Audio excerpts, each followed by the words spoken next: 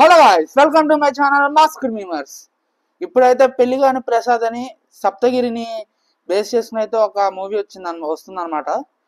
పెళ్లిగాని ప్రసాద్ అంటే మనకి వింటేజ్ వెంకటేష్ ఉంటాడు కదా, సో అదైతే కాదనమాట.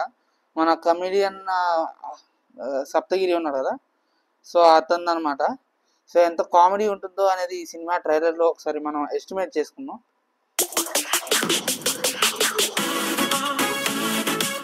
నాన్న 34, 36 నీకు ఏజ్ తో పాటు వర్క్ ఎక్స్పీరియన్స్ కూడా పెరుగుతుంది కదా, దాన్ని చూపెట్టి ఎక్కువ కట్నం డిమాండ్ చేయొచ్చు నాన్న.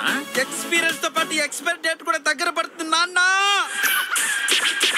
పెళ్లిగాని ప్రసాదు, ఓ పెళ్లిగాని ప్రసాదు, పెళ్లిగాని ప్రసాదం కాస్త పెళ్ళైన ప్రసాదం చేయాలని మిమ్మల్ని వేడుకుంటున్నాను స్వామి.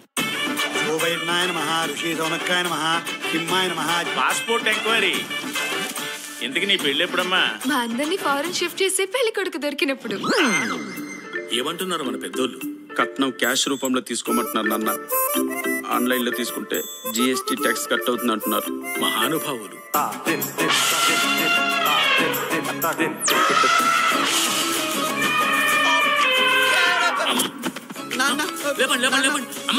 నాకు అమ్మాయి నచ్చింది. నీకు నచ్చిందా? 2 కోట్లకు 1 రూపాయి తక్కువైనా నేను యాక్సెప్ట్ చేయాలి. సరే సర్లే, ఎన్నెన్నో అనుకుంటాం. మనకు ఇంకో పక్కన దొరికాడు. అమ్మాయి బాగుంది కదా సార్? అవును. నంబర్ కావాలా? పెళ్లి చేసుకుంటే నీలాంటి క్వాలిటీస్ ఉన్నోడ్నే చూడమని మా ఇంట్లో వాళ్ళకి చెప్పాను. దీనికి శాసనాల గ్రంథంలో ఏదో ఒక పరిష్కారం ఉండి ఉంటుంది. ఈ బతుకు కొడుతున్నావు.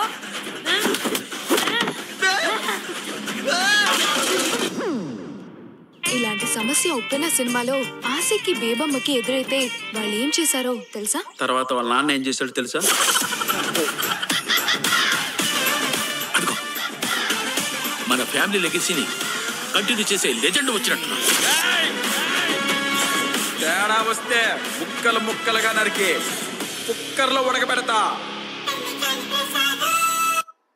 సో ఈ ట్రైలర్ని చూస్తే మనం ఇలాంటి సినిమాలని ఎంకరేజ్ చేయాలి. ఎందుకంటే పెద్ద పెద్ద హీరోలు ఉన్న సినిమాలు కాదు, ఇవన్నీ కూడా సినిమాలే.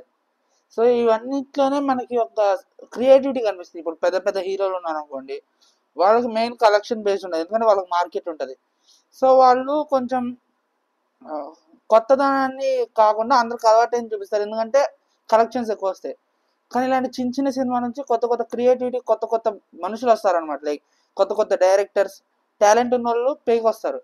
సో మనం ఇలాంటి సినిమాలను సపోర్ట్ చేయాలి. సో కామెడీ అయితే బాగుంది సినిమా, కానీ ట్రైలర్ చూస్తుంటే ఈ సినిమా ఎక్కడో చూసినట్టు అని అనిపిస్తుంది, ఎక్కడ చూసాను గుర్తు రావట్లేదు. సో మరి ఎలా ఉంటుందో తెలీదు. సినిమాని చూసే డిసైడ్ కావాలి, మనం ట్రైలర్ని చూసి ఏం డిసైడ్ అవ్వద్దు. సో మీకు ఎలా అనిపించిందో కామెంట్ చేయండి. Like, share and subscribe to mask memers.